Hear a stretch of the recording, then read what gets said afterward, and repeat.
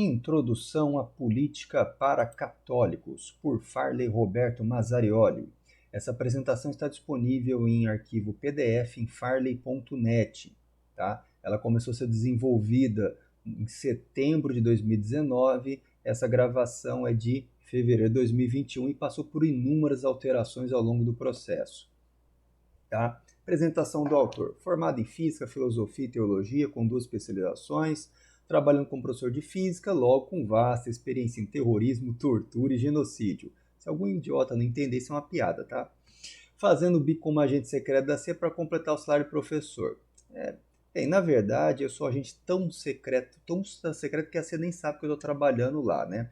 E agora que deram um golpe no titio Trump, né, e o ilegítimo bidê tá lá, tá mais difícil as coisas. Mas vamos lá. Como a Igreja Católica proíbe categoricamente o comunismo, eu estou aqui para caçar comunistas e lançá-los nas fogueiras da Santa Inquisição. O conteúdo apresentado nesses slides não é neutro e nem se finge de neutro, é nitidamente conservador e busca apresentar uma visão política sobre tal óptica. Se você não concorda com a visão aqui apresentada, veja isso como uma oportunidade de entender quem pensa diferente de você. Tá? Eu sou de extrema direita, ultraconservador, mega opressor, bolsonarista, olavista e monarquista ainda, tá? Neutro é shampoo de bebê, eu não. Bem, será um vídeo, tá, para cada capítulo. Nós temos 11 capítulos, serão 11 vídeos, isso vai demorar. É a segunda vez que eu estou gravando, tá? A primeira vez eu tive um problema, né? Cheguei a colocar no YouTube, mas vou remover, vou colocar isso aqui, tá? Ficou 2 horas a primeira parte, mais 3 horas a segunda, não ficou adequado, tá? Então, seguindo o regime de outras gravações, eu vou fazer uma gravação por minuto, você tenha coragem de ir adiante, não seja um bundão de fugir da necessidade gravíssima de entender a realidade. Tá? E como o Gandalf manda um recado para o Bilbo Bolseiro, você nunca mais será o mesmo depois dessa jornada. Tá? Vamos acabar no fim do mundo ali no capítulo 11. Tá? Então, temos muita coisa séria e importantíssima para falar. Esse é o primeiro capítulo, e a Rússia espalhará seus erros. Tá? Na descrição do vídeo, você vai encontrar um link para cada vídeo de cada um desses capítulos. Tá? Então, se você perdeu alguma coisa ou não, em todos os vídeos de todos esses capítulos gravados, vai ter o link de cada um deles. Tá? Vai ter o mesmo material que todos os links. Então vamos lá. E a Rússia espalhará seus erros? O ex-espião russo, tá? Mihai Pachepa, em 2015, disse, tá? Isso daqui eu tirei do livro Manual Politicamente Incorreto do Catolicismo, tá? Que por sua vez ele tirou dessa outra fonte que está ali embaixo também. Comprei na livraria do Bernardo, tá? Bernardo Kister, tá? Recomendo. O que o ex-espião diz? Em 1968, a Conferência Cristã pela Paz, criada pela KGB e apoiada pelo globalmente abrangente Conselho pela Paz Mundial, sempre nome bonitinho isso aí, né? Conseguiu manobrar um grupo de bispos esquerdistas da América do Sul e fê-los sediar uma conferência de bispos latino-americanos em Medellín, na Colômbia. A tarefa oficial da conferência era amenizar e diminuir a pobreza, tá? Sempre com essa conversinha de diminuir a pobreza. Seu objetivo não declarado era reconhecer um novo movimento religioso, encorajando os pobres a se rebelar contra a violência institucionalizada da pobreza e recomendar o novo movimento ao Conselho Mundial de Igrejas, a fim de lhe conseguir uma aprovação oficial. A Conferência de Medellín alcançou ambos os objetivos, adotou também o nome criado pela KGB, Teologia da Libertação. Tá? Então a gente vê a origem, tá, da Teologia da Libertação, a origem oficial, tá, de onde isso realmente nasceu, tá, e a intenção da KGB, da Rússia, de espalhar seus erros para o mundo inteiro. Sobre a consagração da Rússia, ela, segundo a irmã Lúcia, tá, foi aceita por Deus, tá, mas foi uma consagração mais ou menos. Então, a contenção dos erros da Rússia também foi mais ou menos, e tivemos se espalhando aí pela teologia da libertação, tá? A teologia da libertação é coisa do passado? Não, tá? Teologia da libertação, chamada por TL, pelos mais afrescalhados, é um movimento surgido na América Latina na década de 1960, auge da Guerra Fria, que busca incorporar o marxismo na Igreja Católica. O movimento foi derrubado em 1984 por Joseph Ratzinger, Papa Bento XVI, em 2005, né? E resultou na excomunhão do Frei Leonardo Boff, membro mais influente do movimento no Brasil, mas continua existindo como um fantasma, tá? Então tá lá, né? Oficialmente não existe, e vieram com aquela conversinha tranqueira, aquela conversa mole socialista, que é a conversa do capeta, de que houve apenas alguns problemas litúrgicos, nada, tá? O problema disso aí é do mal mesmo, tá? Você pode ver nas fotografias o negócio da PJ, Pastoral da Juventude, e uma foto daquele nojento do Che Guevara, e você vê uma pessoa na fila de comunhão usando uma camiseta do Che Guevara. Tá? O que o Che Guevara, essa pessoa fofa, falou? Olha aqui a frase dele. Na verdade, se o próprio Cristo estivesse no meu caminho, eu, como Nietzsche, não hesitaria em esmagá-lo como um verme. Tá? Foi o Che Guevara que falou. Tá? Então, recadinho para padres e bispos, aí daquele que trai o filho do homem, seria melhor se nem tivesse nascido. Tá? Então, vocês tomem cuidado, tá? Tá incorporando, tá deixando entrar essa fumaça de Satanás na igreja, se alastrar cada vez mais, que já entrou, né? O que é o comunismo? Tá? O comunismo é obra de Satanás. Karl Marx foi só um laranja. Tá? Que Jesus Cristo disse, o pai de vocês é o diabo, ele falou isso para os fariseus, tá? Se ele mandasse um recado para os comunistas, ia falar algo muito mais grosseiro do que isso ainda, né? No marxismo, a obra de Karl Marx, tá? A igualdade é o seu mais profundo dogma, e para alcançá-la é preciso passar pelo socialismo, onde existe o estado máximo que controla tudo, para finalmente se chegar à sua utopia, o comunismo, onde tudo será em comum. Não existirá mais o Estado e nem a propriedade privada que impede a tão sonhada e idolatrada igualdade. Em nome dessa maldita utopia foram mortos 100 milhões no século XX. Tá? Então, quando alguém vem com uma conversa de um mundo melhor, você fica esperto porque tem um genocídio ali, tá? Isso daí, essa e outras frases, né, vem do Olavo de Carvalho, tá? E quem faz carinha de nojinho quando escuta o nome do Olavo de Carvalho, baitolum est, tá?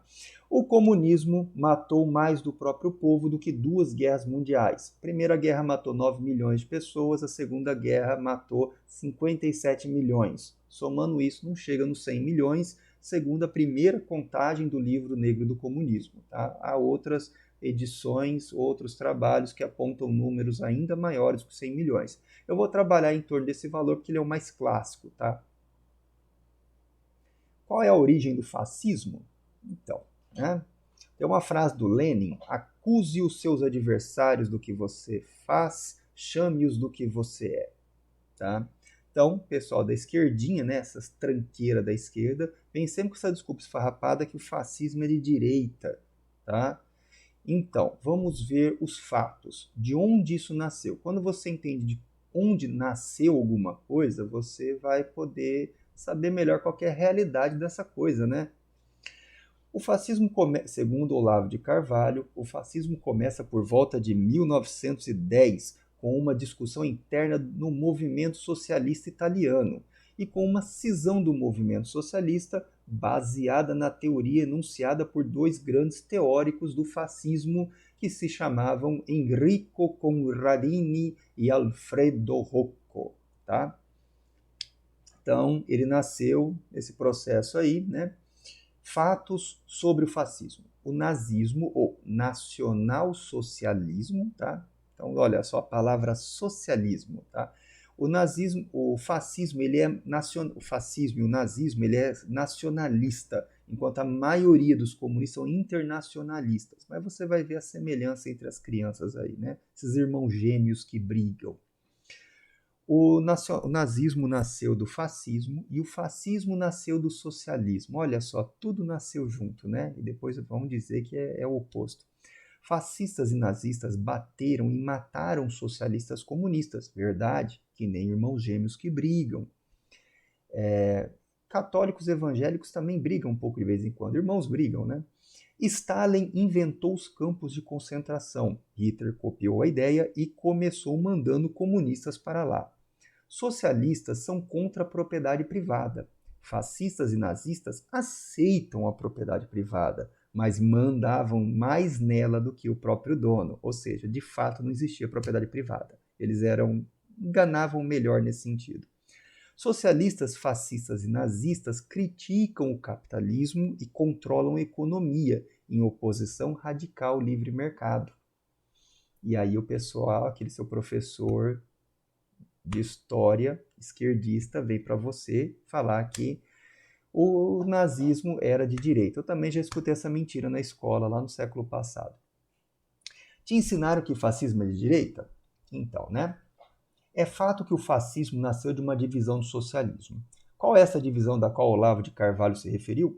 O fascismo mudou o conceito de classe burguesa e classe proletária para nações burguesas e nações proletárias, da mesma forma que a escola de Frankfurt, anos depois, mudaria para classe opressora e classe oprimida. São apenas ajustes, tá? Alguém fez um ajuste ali no comunismo, tá? E mudou um pouquinho ali, e os comunistas que não gostaram, né? Porque eles ficaram feios, né? Os fascistas e nazistas fizeram um monte de coisa feia, então eles abafaram o caso. Mas não conseguiram disfarçar muito, porque a longo prazo eles mataram muito mais do que os fascistas e nazistas. Quando alguém fala também fascismo, o nazismo está embutido, porque o nazismo é um tipo específico de fascismo. Mas é legal às vezes falar as duas coisas juntas, né, para se algum desavisado não ter perigo de não entender a clareza que está acontecendo. O interessante é que depois da Segunda Guerra Mundial, toda a esquerda, a esquerdalha, adotou o discurso fascista de nações burguesas e nações proletárias. Daí vem o discurso de imperialismo americano e todo o silêncio sobre o imperialismo soviético.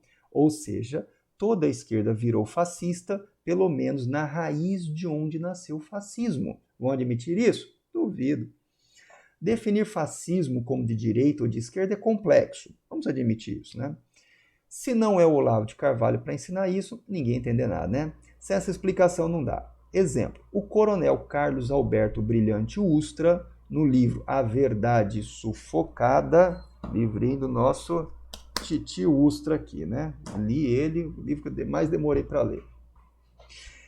Diz que Olga Benário lutou pela extrema esquerda e morreu no tacão da extrema direita, considerando o nazismo de direita. Muitos militares cometeram um erro de aprender coisas com o inimigo, tá? Acabaram absorvendo um monte de valores. A infiltração na mente dos militares, desde o positivismo do século XIX, tá? Causou muitos problemas, inclusive até a proclamação da República, tá? Porque atrapalharam a cabeça dos militares. Até o nosso querido Ustra, que eu tenho grande consideração por ele, o considero inocente das inúmeras acusações de mentirosos e assassinos contra eles, ele também cometeu algumas falhas aí, tá? Falhas pequenas de não ter entendido alguma coisa, não as falhas monstruosas de caráter desse bando de canalhas da esquerda. Vamos lá, o comunismo teve influência cristã? Tá? Cristianismo e marxismo possuem semelhanças. Um prega um paraíso no céu, que é uma utopia, tá? Um ser absoluto, Deus, e um julgamento por Deus, com o extermínio dos pecadores, o juízo final. O outro prega um paraíso na terra, estado máximo, que ocupa o lugar de Deus, e faz seu próprio julgamento em campos de concentração e fuzilamento em massa de seus opositores. E depois ainda vem bancada de democrático para o seu lado, né? Ou qualquer semelhança é mera coincidência, tá? Então, o comunismo é uma cópia invertida do cristianismo. Se o marxismo nasceu na Europa sobre um ambiente cristão, não seria óbvio que teria influência do cristianismo no seu imaginário? Tá? Aqui embaixo nós temos na primeira carta de João, capítulo 2, fala assim, esses anticristos, que eram os hereges gnósticos, saíram do meio de nós, mas não eram dos nossos. Tá? Então é o seguinte, olha, quem que é o anticristo? Tá? É todo aquele que é contra Cristo. Tá? A igreja é o corpo de Cristo. Todo mundo que persegue a igreja é o anticristo. seja externo, até mesmo o joio de Satanás que fica falando a igreja do ataca a igreja, né? Esse drama barato, enquanto os santos da igreja sempre combateram as heresias, tá? Isso daí, o comunismo é o quê? É a maior obra de Satanás, tá? Então, é uma das cabeças desse monstro, ou que melhor representa esse monstro nos dias de hoje, né? Então, vamos começar dando nome aos bois, né? Dom Evaristo Armes, um cardeal comunista, tá? Tem gente que fala que comunista infiltrado dentro da Igreja Católica é coisa de teórico da conspiração. Deixa eu pegar um outro livro aqui.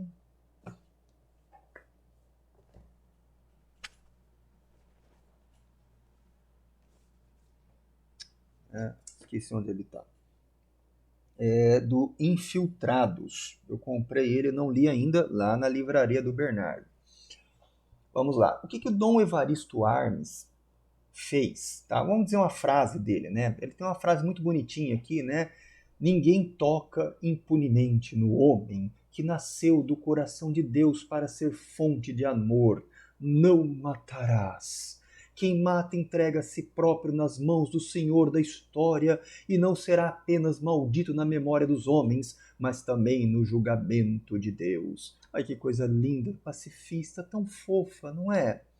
Disse essas lindas palavras o mesmo padre que, em 1969, ajudou dominicanos comunistas que entraram para a Ação Libertadora Nacional, ALN, grupo chefiado por Carlos Marighella. Então ele fala lá, não matarás, mas ele colaborou junto, tá, com terroristas, guerrilheiros, assassinos, matando gente inocente. Tá? Então ele faz todo esse drama quanto ali não matar, mas ele ajuda a turma que mata a favor da esquerda. Tá? Interessante, não? Como é que é? Tem gente que usa a palavra hipocrisia para você fala uma coisa e faz outra oposta, né? Coisa. Arms rezou missas pelas almas dos guerrilheiros terroristas até seus últimos dias. Teria feito o mesmo pelas vítimas assassinadas e mutiladas por estes? Não, não fez. Pelas vítimas dos regimes genocidas pelo qual eles eram aliados e queriam fazer o mesmo do Brasil? Não, não fez. 2 pesos e 2 medidas. Ô Dom Evaristo Armes, está quente aí no inferno? Tá? Porque você agiu errado mesmo, um erro gravíssimo, coisa pesada, traição, tá? Ao filho do homem é coisa séria, Dom Evaristo Armes. Olha só, a carta de Armes para Fidel em 1988. Queridíssimo Fidel, paz e bem. Aproveito a viagem do Frei Beto para lhe enviar um abraço e saudar o povo cubano pela ocasião deste 30º aniversário da Revolução. Sabe aquela revolução em Cuba que matou um monte de gente? Então, ele está enviando um abraço e saudar pelo aniversário dessa carnificina. A fé cristã descobre nas conquistas da revolução. Essa revolução é obra do Satanás, é obra do capeta. Dom Paulo Evaristo Armes, você estava na folha de pagamento do diabo, por acaso? Tá? Aqui, ó, a fé cristã descobre nas conquistas da revolução os sinais do reino de Deus que se manifesta em nossos corações e nas estruturas que permitem fazer da convivência política uma obra de amor. Eu fico imaginando o Che Guevara, tem uma foto de Che Guevara atirando em algumas garotas adolescentes, né? Eu imagino essa obra de amor. Cadê o reino? Que Deus é o seu, Dom Evaristo Armes? Tá? Que reino de Deus você está falando aí? Que obra de amor é essa? Esses fuzilamentos que aconteceram. Tá? Infelizmente, ainda não se deram as condições favoráveis para que se efetue nosso encontro. Tenho-o presente diariamente em minhas orações e peço ao Pai que Ele conceda sempre a graça de conduzir os destinos da pátria. Receba meu fraternal abraço nos festejos pelo 30º aniversário da Revolução Satânica em Cuba. Ele devia ter falado que era satânica, né? E os votos de um ano novo promissor para o seu país. Fraternalmente, Paulo Evaristo Armes. Eu achei uma definição do livro negro do comunismo de 100 mil mortos em Cuba ao longo do século XX, tá? Eu não sei se bate com todos os números, mas é o número que eu estou usando por enquanto. A população de Cuba, na época da Revolução Cubana, era de 7 milhões e no Brasil 70 milhões, ou seja, 10 vezes mais. Se os guerrilheiros tivessem tido sucesso a implantar o regime cubano, teriam assassinado 1 milhão de pessoas, tá? Então essa revolução aí que é reino de Deus não é do Deus de Abraão, Isaac, Jacó, não, tá? E isso daí não é obra de amor, não, tá, Dom Evaristo Armes? O silêncio gritante na preferência pelos terroristas. No livro A Verdade Sufocada, Titio Ustra, tá? O coronel Carlos Alberto Brilhante Ustra relata o atentado terrorista ao QG do 2º Exército em 26 de 6 de 1968. Um grupo de 10 guerrilheiros terroristas de esquerda lançaram contra o quartel uma caminhonete com 50 kg de dinamite. O saudoso coronel narra. O soldado Mário Kozel Filho, pensando que se tratava de um acidente de trânsito, saiu do seu posto com a intenção de socorrer algum provável ferido. Ao se aproximar, uma violenta explosão provocou destruição e morte num raio de 300 metros. Passados alguns minutos, quando a fumaça e a poeira se dissiparam, foi encontrado o corpo do soldado Kozel totalmente dilacerado. Foi impressionante o silêncio do arcebispo de São Paulo, Dom Evaristo Armes, a respeito desse ato de terror. Esse silêncio sugere que, para o santo arcebispo, é o Ustra que está falando isso, tá? Kozel não merecia as mesmas homenagens que ele prestava quando morria um terrorista. Ocasião em que reunia para uma missa milhares de pessoas na Catedral da Sé. Tá? Então, 2 pesos, 2 medidas aqui. Tá? E Carlos Marighella, no mini manual do terrorista urbano, ensina: o terrorismo é uma arma que jamais o revolucionário pode renunciar. Para isso, o cardeal rezou várias missas. Isso é um problema sério, gravíssimo. E diante de um absurdo desse cometido por Dom Evaristo Armes, você tem muitos sacerdotes que se calam, tá? Que nunca levantam a voz contra esses comunistas dentro da Igreja Católica, tá? Estão deixando a obra de Satanás correr solta em não se manifestar nada, não falar nada contra uma monstruosidade dessa. Eu li o mini manual do terrorista urbano, do Carlos Marighella. Eu não sou formado em psiquiatria, né? E nem precisa ser para perceber que aquele cara é um psicopata, tá? E a linguagem dele é totalmente diferente do Ustra, que para essa esquerda mentirosa e canalha é tratado como se fosse um terrível torturador, tá? Então, você tem que levar em consideração quem é cada um nessa história. Bem, no segundo capítulo, depois do recreio, o que é o marxismo cultural. Então, eu vou interromper esse vídeo, tá? E você procura na descrição do vídeo o link para você encontrar esse e todos os outros capítulos desse enorme e longo curso, tá? Tem 116 slides, a apresentação, tá? Vai demorar bastante tudo isso, tenha coragem, tá? Porque isso aqui é um assunto importantíssimo e isso é importante para a salvação da sua alma e de muitas outras, tá? Então seja homem e combata o mal do mundo.